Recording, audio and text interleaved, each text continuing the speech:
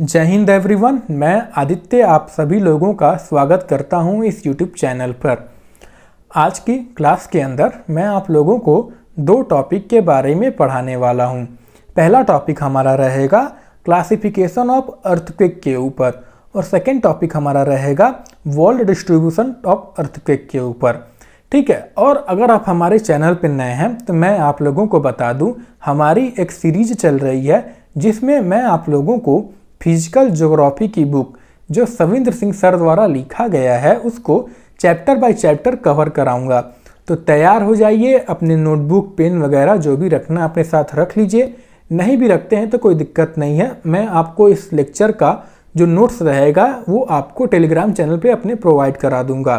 ठीक है, तो इसी के साथ शुरू करते हैं अपने क्लास को बिना किसी और देरी के।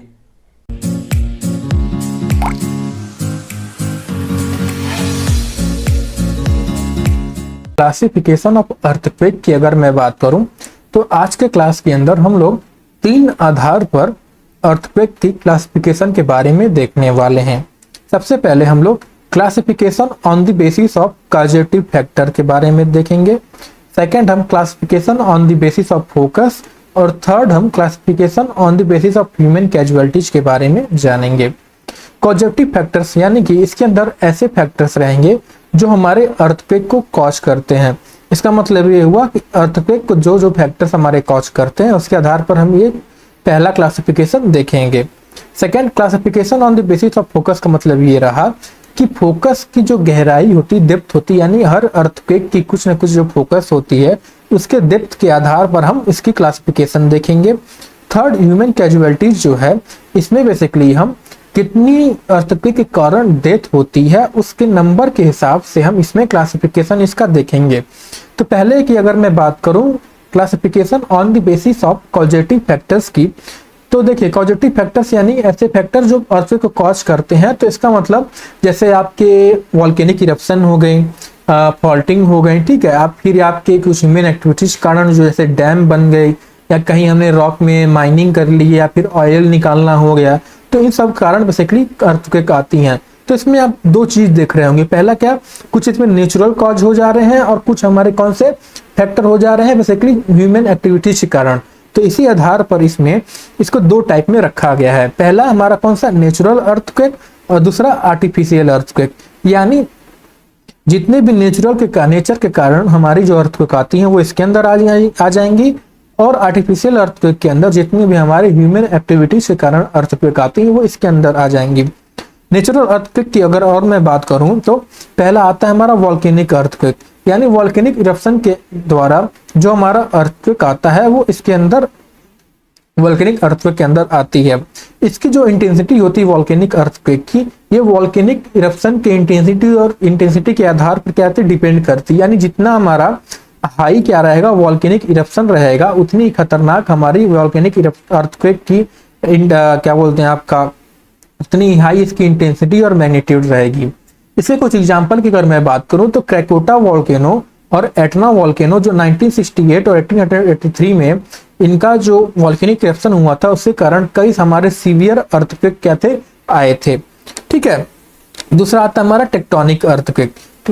Tectonic earthquake are caused due to dislocation of rock blocks during faulting activity, यानी कह सकते हैं इसको हम फॉल्टिंग एक्टिविटी के कारण जितने भी हमारे अर्थक्वेक आते हैं वो टेक्टोनिक अर्थक्वेक के अंदर आ जाते हैं। इसके एग्जांपल हो गया कुछ जो 1872 और 1906 में कैलिफोर्निया का अर्थक्वेक और 2001 में गुजरात का अर्थक्वेक। ठीक है सर। फिर थर्ड आता है कौन सा हमारा, आइसोस्टैटिक अर्थक्वेक। आइसोस्टैटिक अर्थक्वेक यानी जब किसी जियोलॉजिकल प्रोसेस के कारण किसी भी एरिया में हमारा इम्बैलेंस क्रिएट हो जाए, आइसोस्टैटिक बैलेंस जो हो बिगड़ जाए उसका, तो उसके कारण जो अर्थक्वेक आती हैं वो आइसोस्टैटिक अर्थक्वेक के अंदर आ जाती है। जैसे जियोलॉजिकल प्रोसेस मतलब जैसे आपके कहीं पे फॉल्डिंग के प्रोसेस कारण कहीं माउंटेन बन रहा हो या कहीं वॉल्केनिक इरप्शन हो तो उससे जो वॉल्केनिक कोन का माउंटेन बना हो, तो ये सब इसके कारण जो हमारी इम्बैलेंस क्रिएट होती है। अब कैसे इम्बैलेंस क्रिएट होती है इसको मैं आपको समझाने का प्रयास करता हूँ। जैसे मान लीजिए हमारी कोई नदी हो गई, ठीक है, नदी हो गई और उसके ऊपर हमने कोई नाव चला दी। ठीक है, मान लीजिए कोई नाव हमारी है चल रही है। अब इस पे हमने क्या किया, कुछ सामान हमने रखे हैं, ठीक है, हमने 4-5 सामान रखे। इसके बाद हमने क्या किया बाद में कि जो सामान थे बेसिकली हमने इस सामान को यहाँ से हटा के इसको इस जगह पे रख दिया, तो होगा क्या कि जो बोट होगी हमारी ये इस तरह से झुक जाए, कह सकते हैं इसमें इम्बैलेंस क्रिएट हो जाएगा। तो इसी तरह से हमारी अर्थ के अंदर भी होता है, जैसा कि आप जानते हैं हमारी जो ऊपरी लेयर होती है उसके नीचे जो दूसरी लेयर हमारी आती है एस्टेनोस्फीयर, वो क्या होती है मोल्टेन फॉर्म में, सॉलिड मतलब मोल्टेन फॉर्म में होती है, यानी सॉलिड लिक्विड फॉर्म में होती है, ना ही ज्यादा सॉलिड होती है ना ही ज्यादा वो लिक्विड होती है, बेसिकली जेली की टाइप में होती है। तो होता क्या है, और तो उसके ऊपर हमारी जो प्लेटें होती हैं वो क्या होती हैं तैरती हैं, ठीक है। और जब तैरती हैं तो कई बार होता क्या है, जब हमारी वॉल्केनिक इरप्शन के कारण ये जो लावा नीचे रहता है और जब लावा इसके ऊपर आके यहाँ पे जब जम जाता है तो होता क्या है, यहाँ पे इम्बैलेंस क्रिएट हो जाती हैं और इसी कारण हमारी क्या होती है अर्थक्वेक आती है। और जब हमारे ये आपस में टकराती हैं यहाँ पे जब फोल्डिंग के कारण हमारी माउंटेन क्रिएट होती है, तो यहाँ पे इम्बैलेंस क्रिएट होता है, उसके कारण क्या होती है हमारी अर्थक्वेक आती हैं। और उसी अर्थक्वेक को हम क्या कहते हैं आइसोस्टैटिक अर्थक्वेक कहते हैं, ठीक है। आई थिंक यहाँ से आपको आइसोस्टैटिक अर्थक्वेक का मतलब समझ में आया होगा।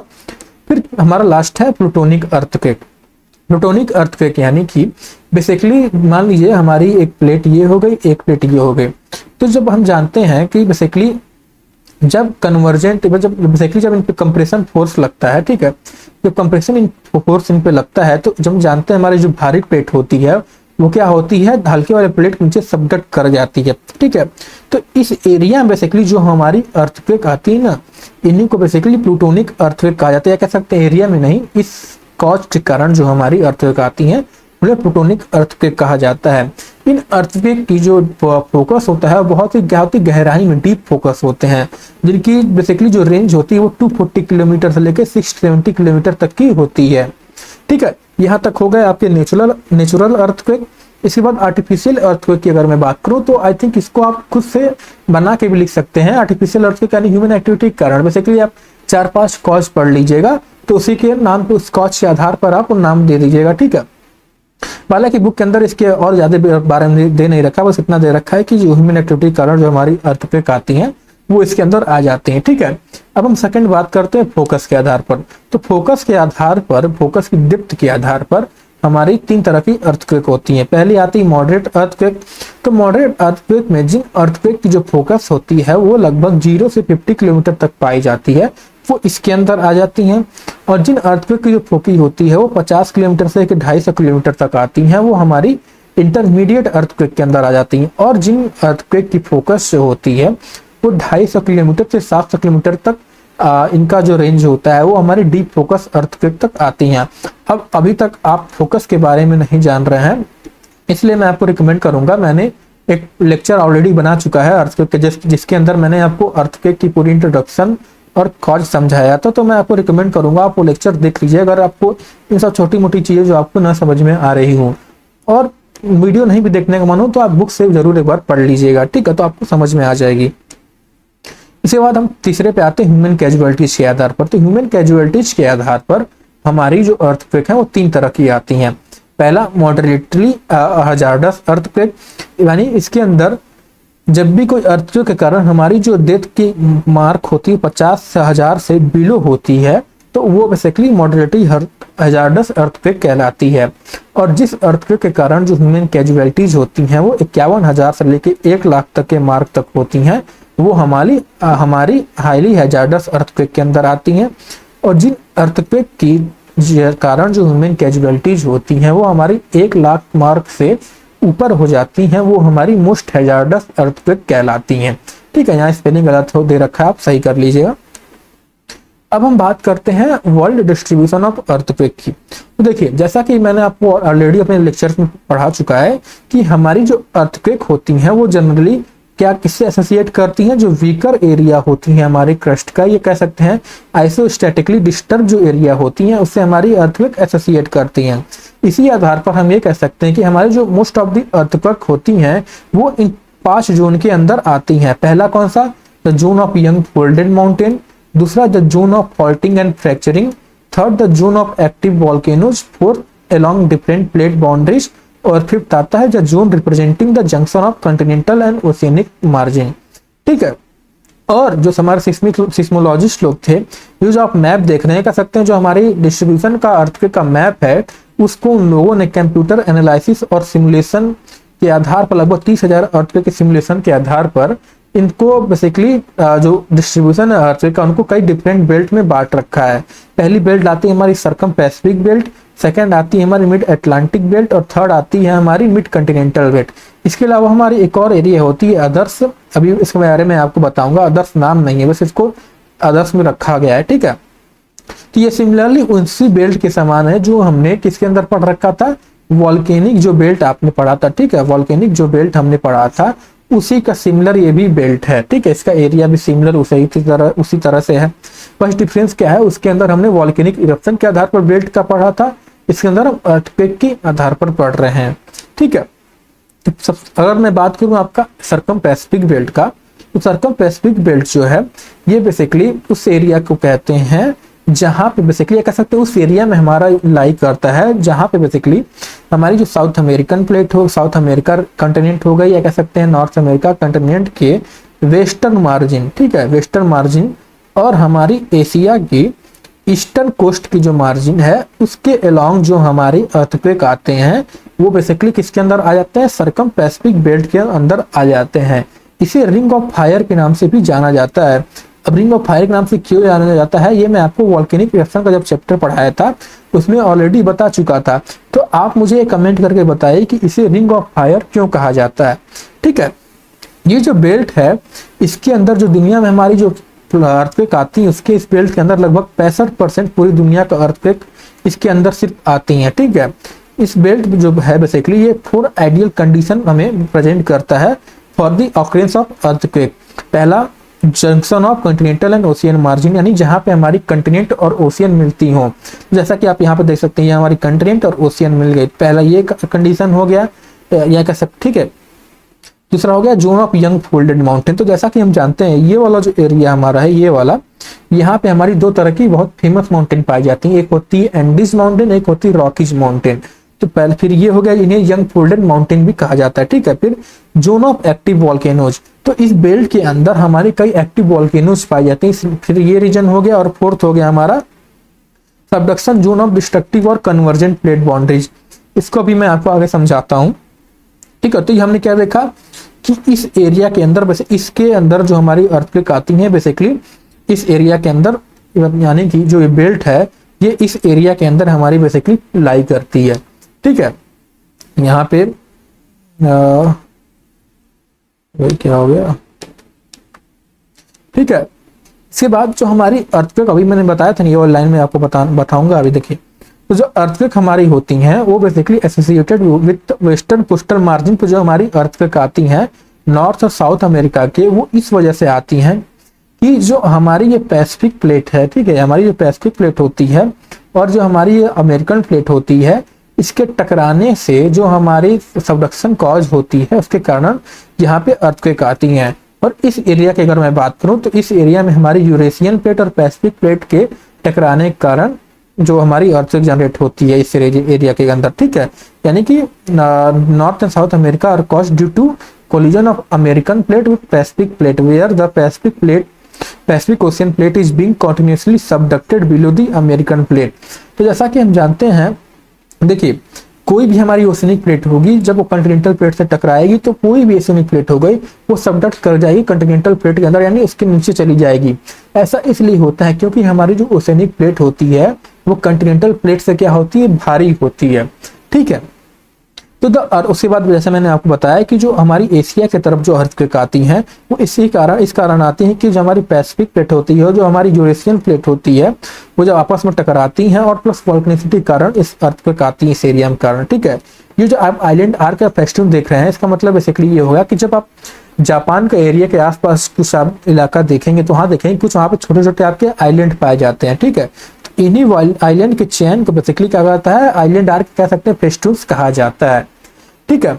और जापान में लगभग एक और दे रखा है इंफॉर्मेशन कि जापान में लगभग हमारी हर साल 1500 सिस्मिक शॉक्स जो होती हैं रिकॉर्ड की जाती हैं, ठीक है। 1500 सिस्मिक शॉक बहुत ज्यादा हैं, ठीक है। हमारे इंडिया में 1-2 अर्थक्वेक साल भर में आ जाए तो क्या होता है, पूरा भूचाल मच जाता है। सोचिए जापान में लगभग 1500 अर्थक्वेक क्या होती है, हर साल आती हैं, ठीक है। अब हम बात करते हैं सेकंड बेल्ट की जो है हमारा मिड कॉन्टिनेंटल बेल्ट। ये बेसिकली ये वाला जो आप एरिया देख रहे हैं इसे ही बेसिकली मिड कंटिनेंटल बेल्ट कहा जाता है। ठीक है, इस एरिया के अंदर बेसिकली हमारी लगभग 21% ऑफ दी जो टोटल अर्थक्वेक आती है दुनिया में, वो इसके अंदर 21% अर्थक्वेक आ जाती हैं।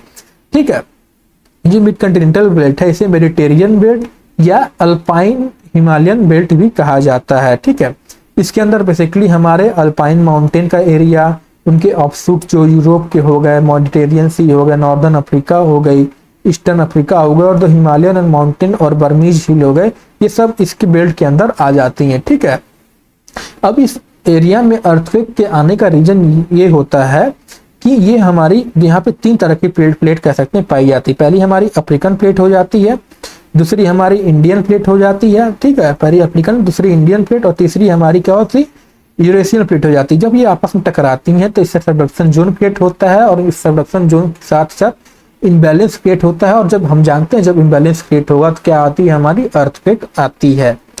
ठीक है, फिर तीसरा आता है हमारी कौन सी, मिड अटलांटिक रिज बेल्ट। जो मिड अटलांटिक रिज बेल्ट है ये बेसिकली हमारी कहाँ पाई जाती है, मिड अटलांटिक रिज के पास। ठीक है, मिड अटलांटिक रिज के पास। अब रिज क्या होती है ये, या मिड ओशियनिक रिज क्या होती है, जब आपने सी फ्लोर स्प्रेडिंग पढ़ा होगा तो वहां से आपने ये समझा होगा। ठीक है, और ठीक है, इसके अलावा इसके अगर मैं बात करूं तो इस बेल्ट के अंदर बेसिकली होता क्या है कि यहाँ पे हमारी 2 तरह की प्लेट पाई जाती है। पहला कौन सा, एक हो जाती है हमारी ये अमेरिकन प्लेट, और एक हो जाती है हमारी कौन सी, ये वाली प्लेट हमारी कौन सी हो जाती है, ये हमारी यूरेशियन प्लेट, ये हमारी अमेरिकन प्लेट। तो जब ये होता क्या है, ये प्लेट हमारी इधर मूव करती है, ये प्लेट हमारी इधर मूव करती है। तो जब ये आपस से दूर मूव करती है तो इनके बीच में गैप क्रिएट होता है, और उधर से हमारी लावा निकलती है, फिर फ्रीजर इरप्शन होता है। ठीक है, और उन्हीं के कारण हमारी इस एरिया में अर्थक्वेक आती हैं। और जब फ्रीजर इरप्शन होता है तो उस कारण क्या होता है, जो इसकी इंटेंसिटी होती है वो ज्यादा हाई ना होके बहुत ही मॉडरेट होती है, और इनका जो फोकस होता है इसी कारण इनका मॉडरेट और क्या होता है, सैलो फोकस होता है, ज्यादा गहराई में नहीं होता है। ठीक है, इसके अलावा जैसे मैंने बताया था ना अभी अदर्स वाला जो एरिया में कुछ रीजन को रखा गया था, तो होता क्या है, कई बार कुछ प्लेट्स जो मान लीजिए हमारी ये हमारी कुछ इंडियन प्लेट्स हो गए। ठीक है, कई बार क्या होता है कि इंडियन प्लेट के अंदर कई बार इस एरिया में किसी एक प्लेट के अंदर कई बार इस एरिया में, कई बार इस एरिया का फोकस पाया जाता है, बेसिकली कह सकते हैं अर्थक्वेक आता है। तो इन्हें बेसिकली इंट्रा प्लेट अर्थक्वेक कहा जाता है। पर इनका आने का रीजन अभी तक जो है कुछ स्पेसिफिक या कह सकते हैं बहुत ही क्लियर रीजन हमें नहीं पता है। इसके अलग अलग रीजन दे रखे गए हैं, पर अभी तक कोई ऐसी थ्योरी नहीं निकाली गई है कि इंट्रा प्लेट के अंदर जो अर्थक्वेक आते हैं उनके ऊपर जो हमें समझा सकें। ठीक है, प्रॉपरली। ठीक है, जैसे आपके एग्जांपल वही यहाँ पे लिख रखा, पहले मैं आपको बता दूं कि it may be pointed out that the earthquake that occur along the plate margin are well explained on the basis of plate tectonic theory, but the earthquake originating within the plate are difficult to be explained on the basis of this reversible theory. यानी plate tectonic theory, जाहिर सी बात है plate tectonic theory के आधार पर हम इसको explain नहीं कर सकते, क्योंकि प्लेट टेक्टोनिक थ्योरी के आधार पर हम सिर्फ उसके मार्जिन के जो अर्थक्वेक आती है वो एक्सप्लेन कर सकते, प्लस प्लेट के अंदर जो अर्थक्वेक आती है इसको हम प्लेट टेक्टोनिक थ्योरी के आधार पर नहीं एक्सप्लेन कर सकते। ठीक है, इससे एग्जाम्पल जैसे कुछ हो गया न्यू मैड्रिड के एरिया के अंदर जो अर्थक्वेक आते हैं, या फिर हमारे चार्ल्सटन के एरिया हो गई, या बॉस्टन का एरिया हो गया, या टांगसान का एरिया हो गया, या कोयना का एरिया हो गया, इसके अंदर जितने भी हमारे अर्थक्वेक आते हैं इसका रीजन इस कुछ स्पेसिफिक थ्योरी अभी तक नहीं निकाली गई है। ठीक है, बस आज के लिए इतना ही। और मैंने आपको जब इस पहला लेक्चर पढ़ाया था उसमें मैंने बताया था कि इस पूरे चैप्टर को हम 2 पार्ट में कवर करने वाले थे, पर क्योंकि इस जो आपका ये जो मिड कॉन्टिनेंटल बेल्ट का जो टॉपिक था बुक के अंदर दे रखा है, उसमें इंडिया का जो रीजन है उसके बेसिकली कुछ स्पेसिफिक जोन बने हुए हैं, उनके बारे में समझाया हुआ अर्थक्वेक के अकॉर्डिंग। तो वो चैप्टर मैंने सोचा, उस पार्ट को मैंने सोचा इसमें इंक्लूड ना करके उसको अलग से एक लेक्चर बना के उसमें आपको इंडिया का अर्थक्वेक के अंदर, इंडिया के अंदर जो अर्थक्वेक आते हैं उनके जो रीजन्स हो गए, जोन्स हो गए, वो आपको अलग समझा दूंगा। प्लस उसके अंदर मैं अर्थक्वेक के कौन कौन से हैजार्डस इफेक्ट होते हैं वो भी मैं आपको उसमें इंक्लूड कर दूंगा। ठीक है, तो ये बेसिकली पूरा चैप्टर हम क्या करेंगे 2 पार्ट में कवर ना करके 3rd पार्ट में कवर करेंगे, और ये जो पार्ट है हमारा 2nd पार्ट है। ठीक है, और अगर आपको ये वीडियो पसंद आई हो तो इसे लाइक करना, ठीक है, फिर इसे शेयर करना और कमेंट करना, जो भी किया जाता है करना ना भूलेगा, ये हमारी रिक्वेस्ट है। और जितनी भी आपकी कोई क्वेश्चन अगर डाउट रह गए हो तो आप मुझे कमेंट करके बता दीजिएगा। और साथ ही में मैंने टेलीग्राम चैनल बनाया है जिसका नाम है, बेसिकली नाम अभी मैं आपको बता दूंगा, जिसमें मैंने आपको इस लेक्चर का या कह सकते पूरे चैनल का जितना भी इंफॉर्मेशन होता है वहाँ प्रोवाइड करा देता हूँ। साथ में जैसे जैसे मैं लेक्चर अपलोड करता हूँ उस लेक्चर के एमसीक्यू मैं आपको जितने उस लेक्चर से एमसीक्यू बनते हैं वो मैं आपको प्रोवाइड कर देता हूँ। तो चाहे आप ये लेक्चर देख के या बुक के अंदर से इतने टॉपिक्स कवर करके आप वहाँ से एमसीक्यू से रिविजन कर सकते हैं तैयार, ये जान सकते हैं कि आपको कितना समझ में आया, आपने कितना पढ़ा। ठीक है, तो एक बार ज्वाइन करके देख लीजिएगा, नहीं पसंद आएगा तो फिर आप हट जाइएगा वहां से। तो मिलते हैं आपको अगले क्लास में अपने लेक्चर 3 के साथ। ठीक है, जय हिंद।